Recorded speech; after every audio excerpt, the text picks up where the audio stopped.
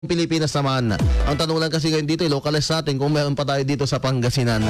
Well, pabatiin muna natin. Attorney Marino Salas, magandang umaga po. Good morning, attorney. Good morning, sir. Good morning po sa lahat ng taga-subaybay natin.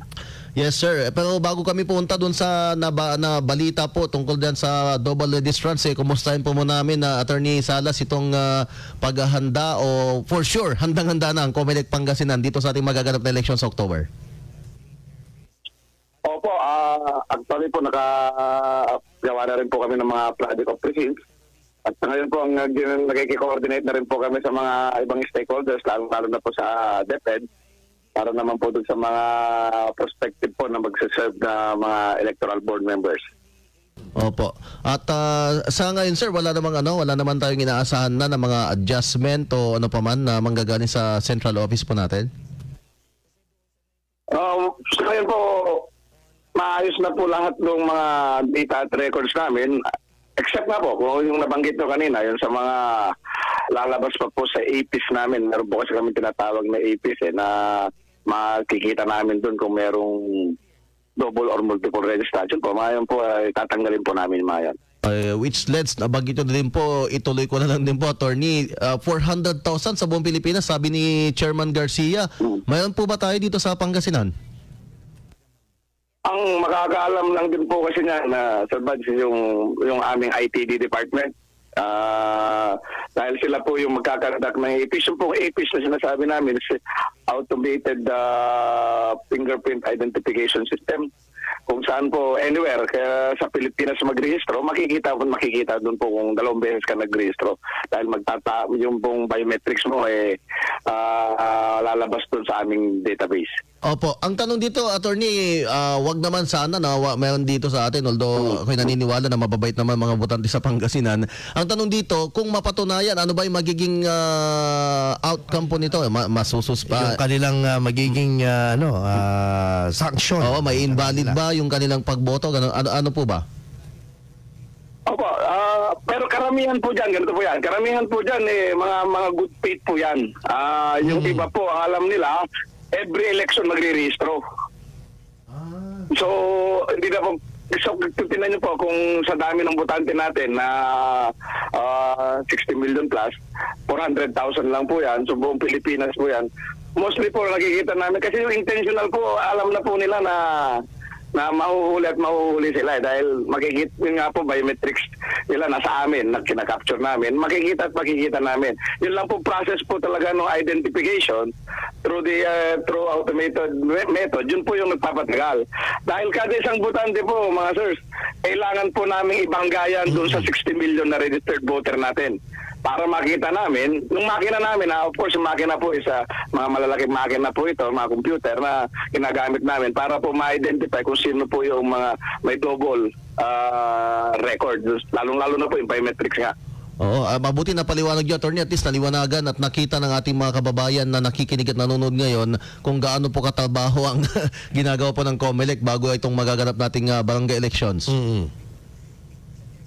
Opo. Yung Comelec naman po, matagal na pong in place yan. Actually po, bago po namin ginamit ng APIS na yan, nilinis po muna namin yung mga listahan. Tulad po sa ARMM, nagkaroon po ng general registration dyan. At sa mga ibang bayan, ibang lugar po. Ala po dito sa atin, sa Pangasinan, yung mga nakita po na medyo mataas yung double or multiple registrants. Nilinis po yan, then ginamitan na nga po ng automated system. Doon po talaga, wala pong ligtas doon. Kaya nga po, kasi nga alam po natin na maraming mga flying voters na sinasabi na po boto sa isang bayan, boto sa another bayan. Ngayon po, wala na po itong mga bagay nito dahil nga po sa automated system natin. Dahil hindi po magkaiba man po yung mukha mo pero yung fingerprint mo, sir, hindi na magbabago. Hindi mo mapapalitan yan.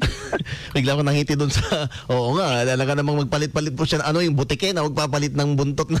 Oo, wala nang kahit magkaiba yung pirma mo, iba yung data ibigay mo, iba yung picture mo, pero yung biometrics mo, yung fingerprints mo, hindi mag-iba yan.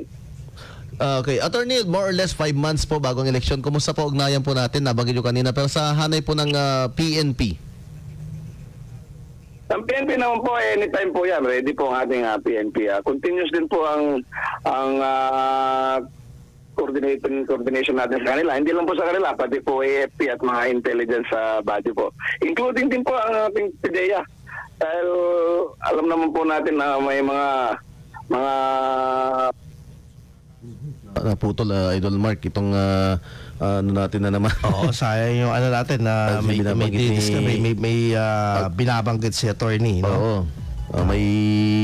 Actually may mga katanungan pa din tayo kay attorney na ano. Ito. Hello. Yes po, pasensya na attorney, naputol po. Pasensya na. Ito yung binabanggit nyo. Please go ahead. Paki-continue po. Paki-continue. Pati po sa PIDEA dahil meron din po tayong ang PIDEA din po may mga listahan din po sila ng mga akusado po na mga monitor nila ng mga government or barangay officials na involved sa drugs. So, yun po, continuous po yung coordination natin sa kanila. Opo. Attorney, si Idol Mark po ito. Sa ngayon po, ano po parang nakikinita po ninyo ng mga karagdagang measures pa na kailangang pagtibayin po ngayon ng COMELEC sa papalapit po natin po na barangay at SK election po? Sa ngayon po, ang number one po dyan ngayon sa Mark is yung peace and order sa barangay. Ang barangay po kasi umiinit po yan dahil maliit po yung playing field eh. Tapos ang magkakalaban po dyan, magkakakilala. Kung hindi magkakamag-anak, magkakaibigan, yung mga support. Kaya po, at pag umikot po sila, nagkakasasalubong yan, kikita, doon po umiinit yan.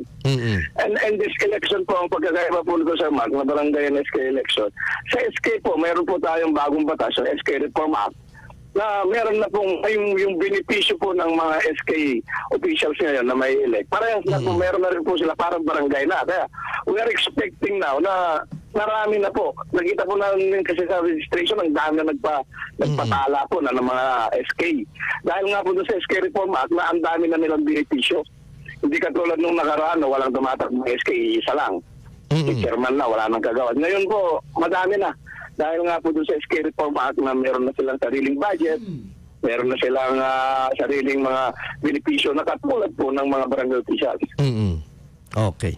O nga, kasi mahirap nga naman po talaga yung mga ganito na medyo maliit yung playing ground nila, magkakilala at magkaabutan kung saan sila pwede magkaabutan. Does this confirm, attorney, yung lumang kasabihan na sinasabi bago pa ako sa media industry na mas mainit, pinakamainit talaga ang barangay elections po natin? Tama po, mainit yung dasyang nga po na yun po nabanggit natin na maliit po yung playing field at most of the time nagkakasalubong sila, yung mga supporters sila magkakakilala. Identify nila yung mga tao sa barangay, kaya po umiinit yan. Lalo na po nga po yung papalapit ang eleksyon, kantsawan, doon po yan doon po nagsisimula yan. Tapos usually magkaklase, o kaya magkakilala yung magkalaban. Magkapatid pa po. Magkikita niyo yung mga kandidato, puro magkakapit. Yung mga iba, oo. Correct. Imbaglagan na attorney, tamay may salas dito yung Pangasinan, kung agtalaw dito iko And then attorney, baka may panawagan kayo sa ating mga kandidato, sa mga nagpaplano na kumandidato kasi wala pa namang filing ng COC sa buong Pangasinan. Opo. Sa ating pong mga nagpaplanong kumandidato, tingnan po natin mabuti. Marami po naglalabasan sa social media. Pero pinapaalala po namin sa inyo, ang official lang po ay manggagaling po sa aming official website sa COMELEC at the single issuance ng COMELEC. Lalong-lalo na po sa mga qualifications. Nakalagay naman po dyan kung galing po sa amin yan. Marami po kasi yung pinupost na nakikita kami na mga mali-mali po yung mga pinupost So mag-ingat po tayo. Pinakamaganda po dyan, pumunta po tayo sa opisina ng ating mga election officers. Doon po tayo magtanong kung meron po kayong mga kailangang iklaro. Opo. Anyway, salamat attorney sa inyo pong panahon sa pagpapaliwanag. Magandang umaga po. God bless at good luck po sa COMELEC Pangasinan. Salamat po, Sir Bad at Sir Mark. Salamat po sa lahat ng pag-subaybay natin. Magandang umaga po. Mga idol, si Atty. Marino Salas, ang ating Provincial Election Supervisor ng Nalawigan ng Pangasinan, confirming, Idol Mark. Kasi kagaya ng sabi ko, bago pa ako sa media industry, field reporter ako nung 2010 nag-start election, eksakto sa Bainon. At sinasabi nga, national elections on 2010 Pero sabi sa akin, wala yan sa barangay. Pero totoo, mabuti na lang, mababait yung mga, kantsawan lang. Pero usually, dyan po, alam nyo ba, sa isang simpleng kantsawan, dyan lumalaki ang gulo. Yes, correct. At syempre, minsan kapag, alam mo na, natulak ka lang o kaya naman napilit ka lang na Yun eh. tumakbo. Yun eh. Oh. Ang delikado niyan kapag nakaupo ka na tapos hindi mo alam ang gagawin mo, patay tayo dyan. So sabi Hindi mo nila, pwedeng sabihin na kapag may mga kailangan ng decisive decision making na gagawin mo dyan eh. Hindi mo pwedeng sabihin, natulak lang ako dito eh. Diba? sandali, tatanong ko ano kasi siya nagpatakbo sa akin dito. Sandali. Diyan tayo magkakatalo-talo. Ay, nako. Impormasyon, intriga, issue. Eye for an eye. IFM News.